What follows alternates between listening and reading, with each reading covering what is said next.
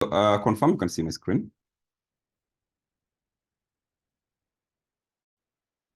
My screen is visible? Yes, it is. Good. So when we're talking about matters taxes in the country, and we're going to focus around the current changes or the most recent changes that we did experience in the legislative environment that forms the basis of our taxation. And to get us started with that, that is just a profile of mine, which I think we've gone through, so I'll skip that. So I want us to talk about how taxes get to be. And the understanding is every year, the government in place will have its administrative agendas that they would want to implement. We have heard about the big four in the previous administration of former President Uhuru Kenyatta. With the current administration, we are hearing focus being on stuff like housing, on healthcare. Those are the main areas that the government is concerned with administratively. Now, to be able to fund those ideas, the resources have to be available to be able to achieve that. Now, for that to happen, then the Ministry of Treasury usually works around the budget clockwork to be able to develop proposals of where the resources would come from. And in the understanding that taxes form the largest component of the resources that are used in any country, then the finance bill arises, which then is forwarded to parliament, debated, and if enacted, becomes law. Now, it is from the bill that we even get the prospective budget that the country will run over. So that is basically how tax changes get themselves to arise. Now, I'm going to take some minute to take us through some of the main changes that we've seen in the tax environment in the last couple years or so, most of which having been drawn from the Finance Act of 2023. So the first item there, we are talking about taxation of digital content monetization. Taxation of digital content monetization. Now, in the last couple of years, we have seen an unconventional approach to income making, especially in the Gen Z generation.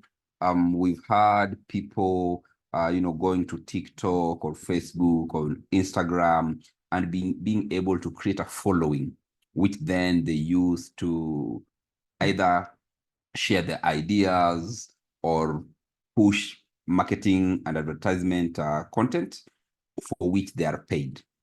Now, it is the intention of KRA to ensure that at any point in time, the tax bracket is as wide as can be, which is to mean that as many people as are making income are able to contribute to the tax basket of the country.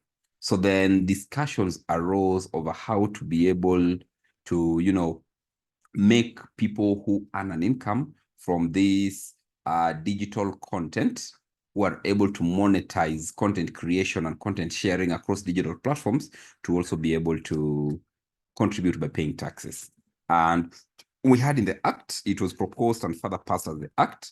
And the proposal which stands to the moment is there would be a 15% withholding tax on any income that is earned from digital content monetization. Whenever you share content, so for those people who, let's say, have YouTube accounts that have huge followings, to which they are paid for viewers watching their content, or Instagram or TikTok or whichever other social site, the earnings that they get across those platforms are now taxable with a 15% withholding tax being inducted on that for any resident person. So digital monetization was also clearly defined to be that anybody who will offer payment or offers for payment, either entertainment, social, literal, artistic, educational, or any other material for that matter, electronically, through whatever medium or channel, through the various forms, including social media, advertisements on websites, which then means that if a DJ was to go to a club and do his DJing, record the session, and later post it on his YouTube channel, the same way he will be taxed for his DJing skills at the club, if he were to upload the same content on his YouTube platform and somehow YouTube gets to also pay him for that content, he will also need to pay some tax on that, because that is now income that is being generated from digital platforms, which is what we call now digital content monetization. His ability of being able to monetize his skills via the enabled digital platforms is what is taxed. So that is one change that we have at the moment, which is active. And of course, towards the end of last year, beginning of this year, we saw a lot of uproar of especially from the artist society with regards to them imagining that the government was not supporting them by actually, deciding that a tax is to be paid over the content that they do generate. The other thing is an amendment to the turnover tax. So the act also came about to reduce the minimum threshold of people who are eligible to pay turnover tax from 1 million to 500,000. Then it reduced the upper threshold from 50 million to 25 million. The intention of this was to widen the tax bracket so that as many people as can fall within the turnover tax bracket. Also, the act increased the turnover tax rate from 1% to 3%. Now, you will realize that before this, there was a time about 2 years ago when the turnover tax was scrapped and it replaced by the presumptive tax, which was the tax that was tied to the whatever fees you pay to your local authority. But later on, the turnover tax was introduced. Do notice that turnover tax is a tax that is majorly targets small business people and stakeholders who are not comfortable to adhere to the complex corporate taxes and VAT tax regimes. So with the reduction of the thresholds, the upper limit being moved all the way from the lower limit rather being reduced from 1 million to 500,000. It means most small business people are able to fit into the turnover tax bracket, as opposed to 1 million, which would mean all the small business people are cut out. Also, the upper limit was reduced all the way from 50 million to 25 million, which then means that the turnover tax now only solely targets small business persons or small businesses. Digital assets is another tax area that we have. So the act sought to introduce a 3% tax on the incomes earned from transfer or exchange of these digital assets. Now, digital asset would be an asset that is not physical in nature. Now, the main characteristic of most assets is it's a tangible commodity. Okay, it's a tangible commodity. It's something you can see, you can feel, a vehicle, property. But now, digital assets, you'd want to think of something like, cryptocurrency, which is something that has also been on the rise in the last couple years to decades. So the act then introduced a 3% tax on any income earned from the transfer or exchange of digital assets, which then mean that if I had 3 Bitcoins or 10 Bitcoins and I decide to transfer some of them to a friend or in a business transaction, then whatever gain or whatever income I will earn from that transfer should be at the realization of the exchange, and I should be able to pay a 3% tax on that income. Now, the owner of the platform, now do notice that digital platforms, since they are not physical or tangible, it then means that they're transferred over platforms. If you want to share or to exchange your cryptocurrency, for instance, you must be on a platform to be able to do that. So then the owner of the platform or whichever person who facilitates such a transfer or exchange is required to deduct the digital asset tax and remit it to the commissioner within 5 working days after that deduction has been done. And this became effective last year from the 1st of September. Then we'll talk about e-TIMS. So in the tax environment, KRA has, especially in the corporate sector, KRA has very strongly tried to sensitize and to seek implementation of the e-TIMS system, which is the electronic tax register, for purposes of being able to streamline and reduce cases of tax evasion. So then the act sought to disallow going forward from January this year, to disallow deductibility for corporate income tax, any expenditure or losses where the supporting invoices are not generated from the e-TIMS system. Basically, what we are saying is normally how VAT works, for instance, is when you purchase products, you are given an invoice with an ETR.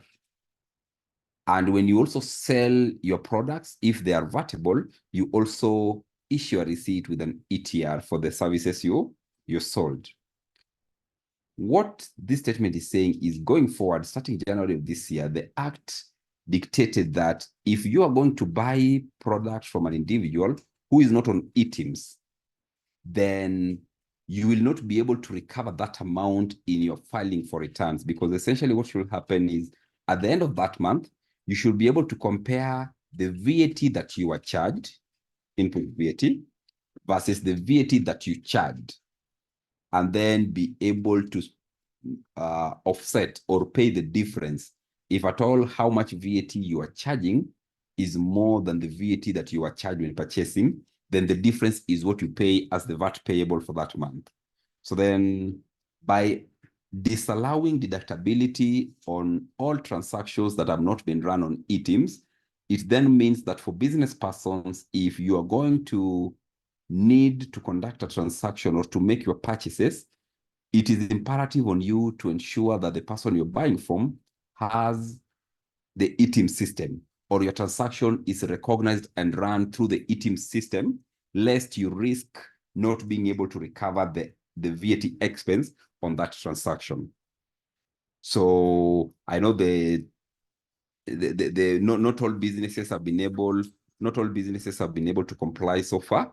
KRA are still continuing to do the sensitization for purposes of people onboarding, but you will realize if you're filing your VAT returns at the moment is that automatically the moment you download the file from your system, it is auto-populated by the transactions that were captured through the e-TIMS system. The e-TIMS system automatically renders the information once entered back to KRA.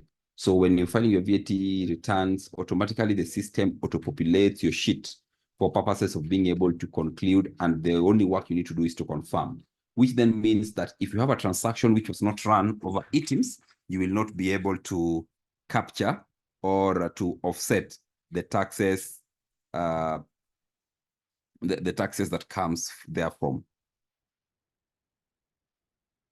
Moving forward to the next thing.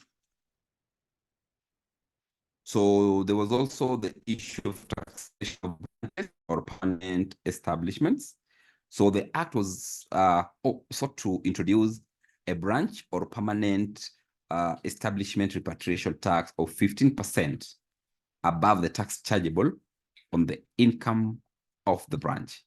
So for many people, it almost looks as double taxation, but in the understanding was, if at all it's a branch establishment or it's a permanent establishment, if you get to repatriate any incomes, then over and above the income tax of that branch, you should be able to pay an overcharge of 15% above what you'd normally pay. The Act provided a formula, though, for being able to compute this tax based on the branch net assets and profitability. So this is a discussion that is close to transfer pricing, where businesses in the past, businesses would repatriate or would transfer assets and incomes across branches for purposes of being able to pay or to put themselves in a position where they don't have to pay so much taxes.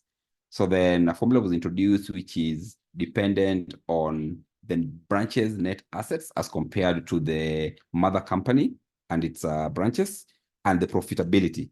So that essentially, if you have a branch system, if there's a branch that contributes the most, if there's a branch that has the most assets, if there's a branch that has controlling interest over others, then that branch should be able to also pay the largest batch of whatever taxes are to be paid.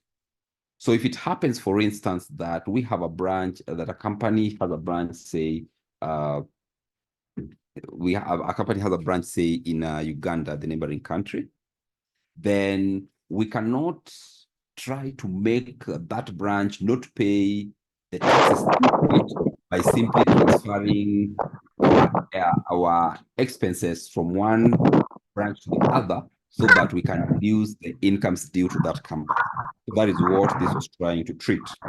So, and in addition to having the 15% surcharge, the Act also reduced the corporate income tax rate for branches to 30% to be able to match those of registered companies. Initially, this was at 0.5%, which was the rate for non-resident companies in the country. All this begins in the year 2024. Kindly mute your microphones. Kindly mute your microphones. I think there is a, thank you for that. So there is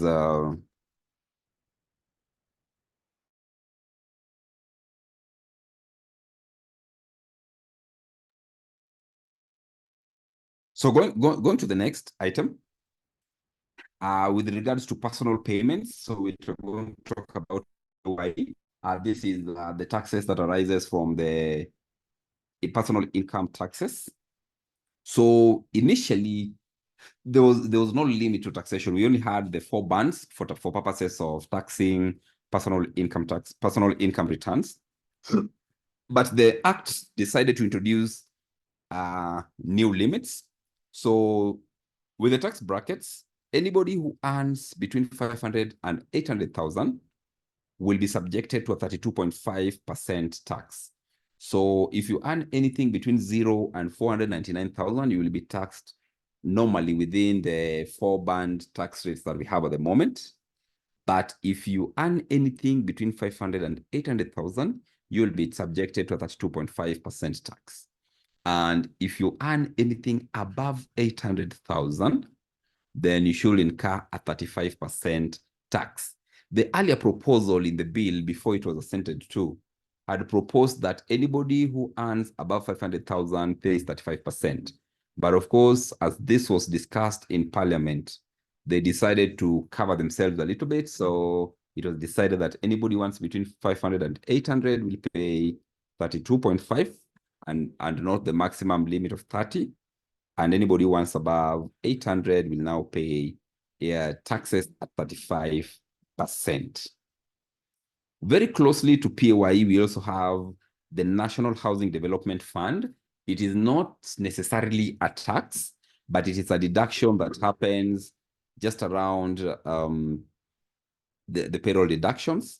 Many people confuse it for a fund. Now, if you're familiar with the developments of this, it started as a proposal in the first year of the Kenya Kwanza administration.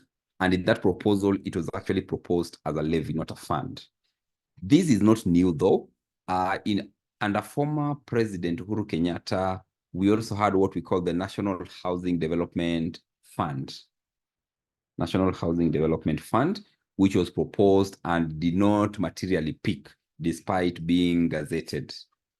Under President Ruto, it was introduced as a levy where we were to contribute, and we were to contribute and, of course, lay some reward for it with regards to being able to get a house. But upon the discussions that were done, it finally was gazetted as a fund and not a levy. So now the Act introduced a mandatory housing levy. Sorry, it is now a levy, not a fund. It was introduced initially a fund. So now it introduces a mandatory housing levy to be contributed by both employee and employer. at a rate of 1.5% of the employee's monthly gross salary. So 1.5% of the employee's monthly gross salary is what is the contribution for the housing levy. Close to the housing levy, we also have SHIF, which is something that the gazettement was done just the other day. So the reduction at 2.75% of individuals' incomes. Do notice that SHIF is going to replace what we have lived to know for a while as the NSSF, National Social Security Fund. So then Social Health Insurance Fund is opting to replace what we had as NSSF for a while. So for employed individuals, you will need to pay 2.75% of your incomes. And for low income earners, you will pay a minimum of 300 if you're a low income earner. Another change that we saw was in the business sector, membership to clubs.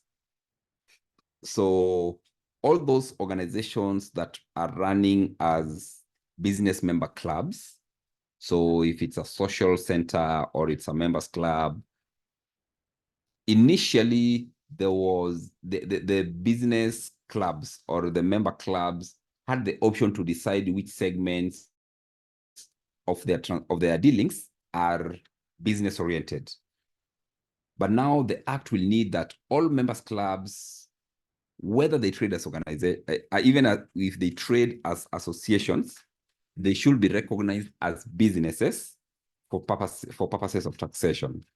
So every members club will need to distinguish contributions that are that come from members for joining fees, welfare, contributions, subscriptions. Those are the only exempted incomes which will not be taxed.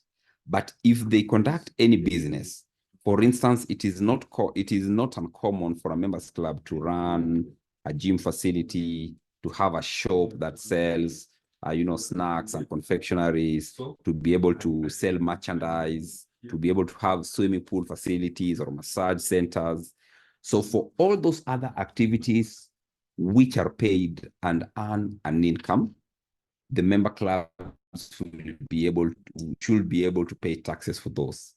But all the incomes that come from joining fees, from member subscriptions, from contributions to welfare, those ones are the only ones which are excluded. Initially, the practice was the club would post that they do run their shop and their businesses for purposes of supporting the members' welfares. But now that has been split aside, and if you do any business as a member club institution, then you will need to pay taxes for the business component on which you operate. We had some changes in withholding taxes. You will notice that withholding taxes is a system where your tax is withheld upon payment by the party that gets to pay you for a transaction that is taxable. So this could be VAT withholding, which means that if we are paying you for a vatable service, then we withhold some amount from the VAT component that you ought to have paid. We have income tax withholdings, depending on the nature of the transaction, and of course, they have different rates. Now, the Act introduced a new provision that will prevent refund of excess withholding taxes paid on expenses that are disallowed on the audit. So if you had a tussle with KRA and they were doing an audit, if you find yourself overpaying your withholding taxes, or if as a result of an audit, it was found that you had overpaid through the withholding tax system, then there will be no refund, as it was initially, where it required that if at any point you figure that you have overpaid KRA, then you are at a refund position and you should be able to follow for that. So the Act introduced that new provision. So if the refund arises from any transaction or any expenses that are disallowed from an audit, then no refund arises out of that. So this provision is likely to result in double taxation, because then it means, for instance, that since you are not able to offset or to get a refund of that amount, you will still be able to pay, say, income taxes on the same transactions and the same amounts for which you already paid taxes on. Withholding tax is also to be remitted to KRA within 5 working days of being withheld for most kind of transactions. So if you are in a position where you withheld any taxes whilst paying whilst paying your business partners, then that amount should be passed over to KRA within 5 working days, which really is an improvement because the initial proposal was to have withholding taxes remitted to KRA within 24 hours. So that was going to be even more difficult to adhere to.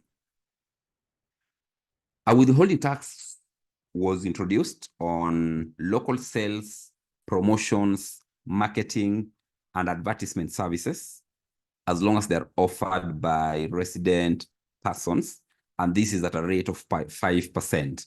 So if going forward, you need to secure the services of NMG, National Media, for instance, or you want to bring on board a celebrity to be able to help you do promotion or marketing or advertisement services, then while paying them, you need to withhold 5% of the amount you're paying them, as long as that service is being offered by a resident individual or resident company.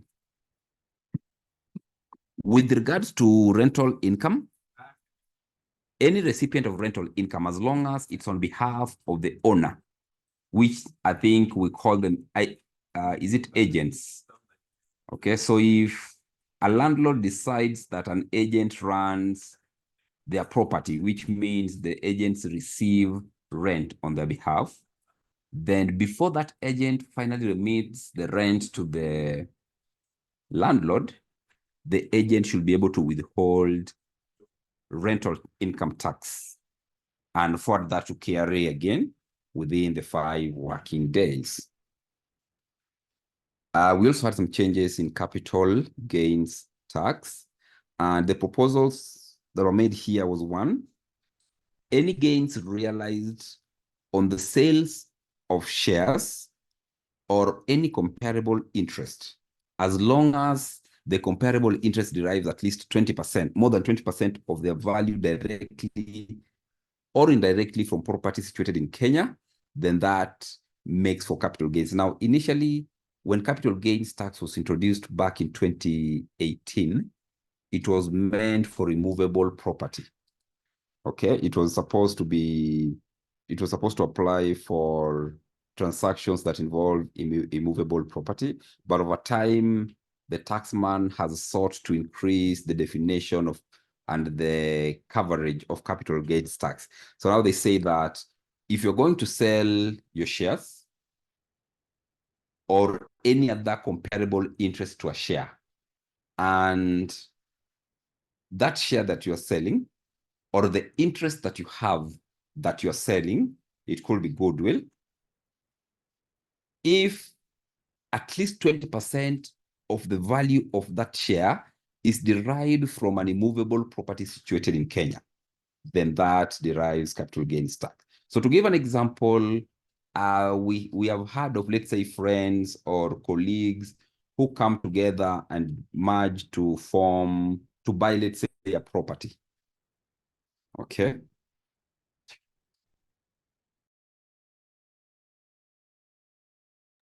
Sorry. So we've had of, let's say, colleagues or friends who come together and decide to consolidate funds and buy, let's say, land. So if we decide to buy that land, let's say 4 people, and we contribute equally. If at some point one of the 4 people decide to vacate their interest in that land, which means they've decided to recoup or to recover the amount, the most likely thing would be another person comes in their place, or the other 3 friends decide to contribute to whatever amount, and so that his interest in the land ceases to be. Now, typically, capital gains tax would not have arisen because the land has not been sold. It is only the interest that it is only the interest that has changed hands. So now the taxman says that while these kind of cases are there, and many people are starting to use this as a leeway to not paying capital gains tax, so that we could agree that I take the land, I take possession of the land, but we do not process the title in my name to avoid paying capital gains. But between me and you, I've given you the money, and you have given me the ownership of the land without necessarily changing the title. So then in that case of those four friends, if one of them decides to vacate his interest, and assuming they paid the same amount, which means everybody had a 25% interest in the land, if that one person decides to leave and that property is in Kenya, and the shares are more than 20%, which in this case, 25% would be more than 20%, then on that transaction, the people who are paying this person to give away their ownership to the land will actually need the capital gains tax would arise from that transaction, even though the land has not necessarily changed hands. Then also there was gains derived from the alienation of shares of a company resident in Kenya if the person giving away their interest held at least 20% of capital of that company. So now we see an non-immovable property also forming part of capital gains tax. So you have a company, or you have two or more people owning a company. If one person wants to give away their right, or they want to alienate their right from the company, if they held at least 20% of the capital of that company, then again from that transaction, capital gains arises. The other definition that was brought is any property that might not be within the capital gains tax bandwidth, but is transferred twice in less than 5 years, which then means in this definition, we are no longer talking unnecessarily about immovable property.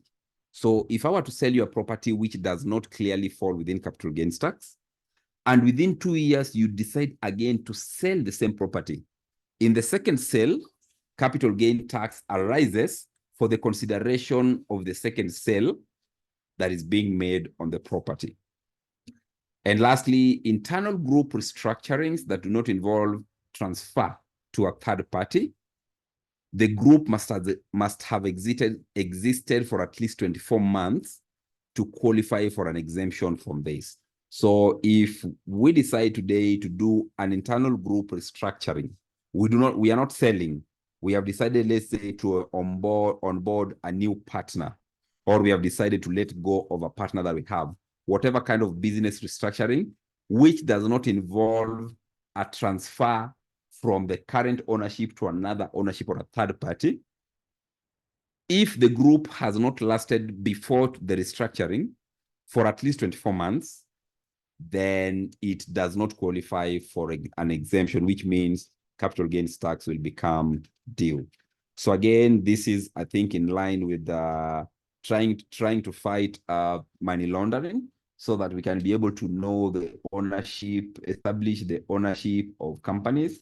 So if you are going to need to restructure a company by either bringing on board or restructuring in whichever form restructuring may look like, if it does not happen within spacings of at least 24 months or 2 years, then capital gains tax again will arise from that.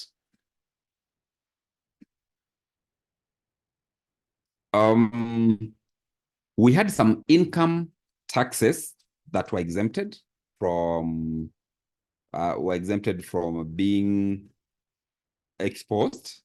So we had royalties that were paid to non-resident people by a company that undertakes manufacture of human vaccines.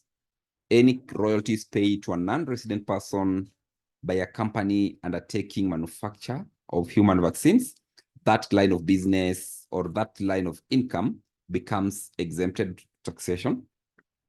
Any interest paid to a resident group of or non-resident company that undertakes manufacture of human vaccine, again, that is also tax exempted.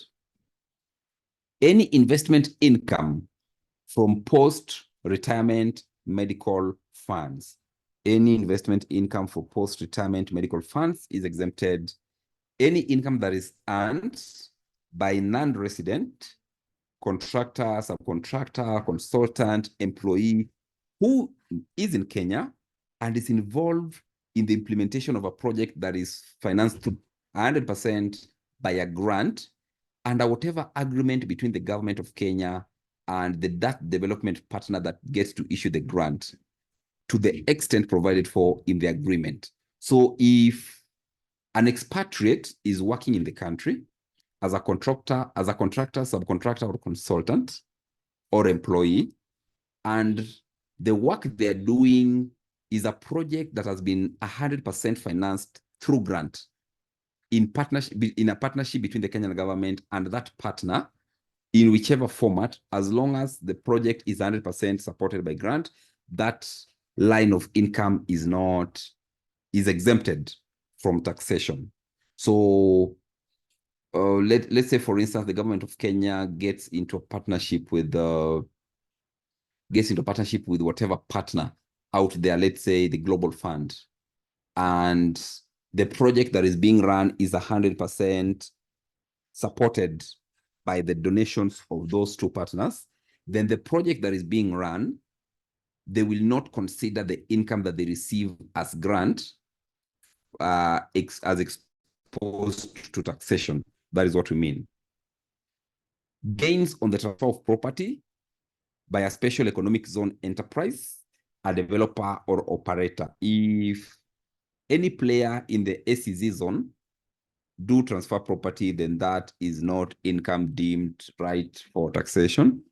And lastly, any royalties, incomes, interest, management fees, professional fees that are paid to a non-resident person by any developer, operator, or enterprise in the special economic zone in the first 10 years of its establishment are also not taxed. They are exempted. Any incomes, interest, fees, and royalties that are paid to any non-resident individual or company, whether they are an agency, whether they're an agent, as long as they're paid by a special economic zone developer, operator, or enterprise, in the first 10 years, that is not to be taxed at all. So just to illustrate the various ways with which incomes can be structured so as to avoid being taxed or being exposed to taxation within the country. We had some changes in the excise duty regime. So one, players in the gaming industry are required to remit excise taxes within 24 hours. So players in the gaming industry, for them, their case was argued, and it was said that since it is they operate in an environment that is very poorly regulated. So for them, excess taxes are to be remitted within 24 hours of being due. And this rate was increased to 12.5% from a previous 7.5%.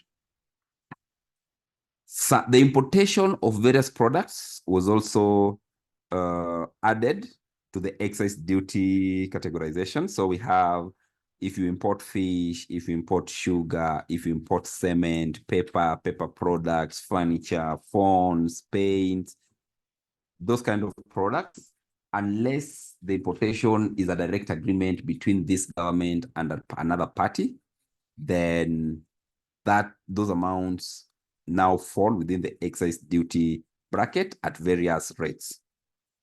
Mobile money transfer services increased the excise duty from 12 to 15%.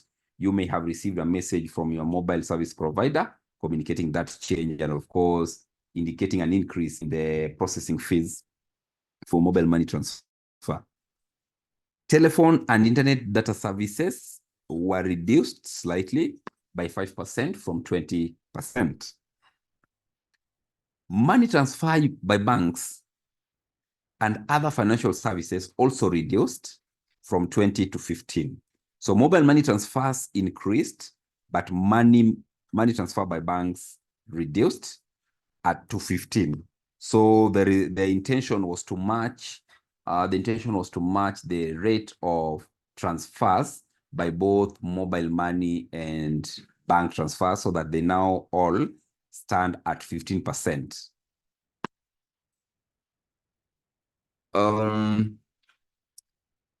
Residential rental income tax was reduced from 10% to 7.5% in a wave to try and encourage compliance with the residential tax regime in the country, which has been performing very poorly,